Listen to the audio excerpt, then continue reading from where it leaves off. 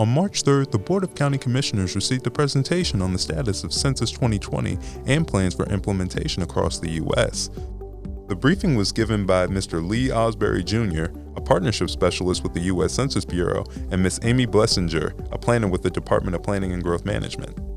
The census is officially underway. So technically we started in January in Alaska, but for the continental United States, we're just 9 days away. Come March 12th, that's when we're going to have the first census invitations going out to households where people will be able to respond online, over the phone. The paper copy won't come out until the second week of April, but what we're really encouraging is for people to self-respond. We're less than 28 days from April 1st, but the big push is April 1st is Census Day, and those invitations are coming out. As far as recruiting, we are number one, the state of Maryland, in the continental United States as far as recruiting. Charles County, you guys have met the threshold well in advance of all the tri-county areas.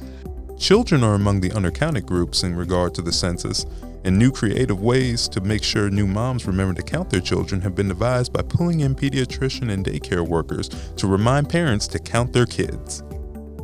Historically, our kids under 5 are our most underrepresented groups for a number of reasons, so that's a really big important feat with encouraging the new moms and new families to have the kids counted. We have different resources, like there's a new sing-along song that just came out about less than 3 weeks ago. This is the type of information that we get out to the daycares, we get out to the schools. So any little thing to kind of generate the conversation to make sure people are counted, that's what we're aiming to do. In an effort to bring people together to spread the word about the census, the commissioners created the Complete Count Committee in 2019. Its efforts include finding gathering places such as churches and fire departments where citizens can go to be counted and get more information. We will go out into locations, those locations that are historically undercounted. Also, when we get into the response phase, we'll be able to keep a real-time picture of who's being counted and what the response rate is. And when we see that the low response rate is located, we're basically going to those places and setting up hubs to basically count. That could be a church, that could be a food pantry, that could be a government facility, that could be the mall.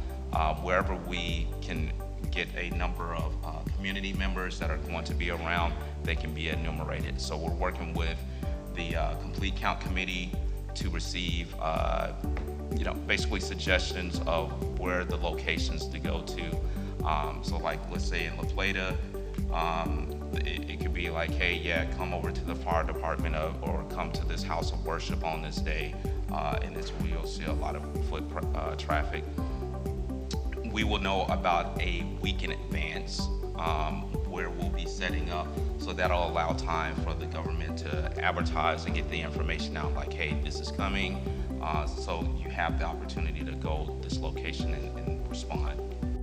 The census has taken measures to ensure the survey is brief and accessible to a variety of people. Citizens can take the survey online, over the phone, and in person. This helps to reach the hard-to-count population and citizens in hard-to-reach rural areas. The biggest thing with the decennial survey, we just realized it's only 10 questions. It shouldn't take you no more than about 5 or 10 minutes. I tell people that the amount of time that it takes you to check IG or Facebook, things like that, you can complete your census. So we're trying to make it as easy as possible. There's a actual video walkthrough, and there's a couple of hyperlinks on this slide here where you can see start to finish what it looks like to complete the census online. And there's a couple of different versions. I just put the 3: Spanish, sign language, but there's also other languages that you'll be able to use there. Ms. Blessinger stresses the financial benefits of having an accurate census count. Federal dollars are at stake for our county. Over $675 billion in federal funding is allocated to communities annually based on census data. So the more people that are counted, the more money we can get. To wrap up the meeting, Ms. Blessinger touched on the committee's plans to reach the community through social media, flyers, and in-person interactions.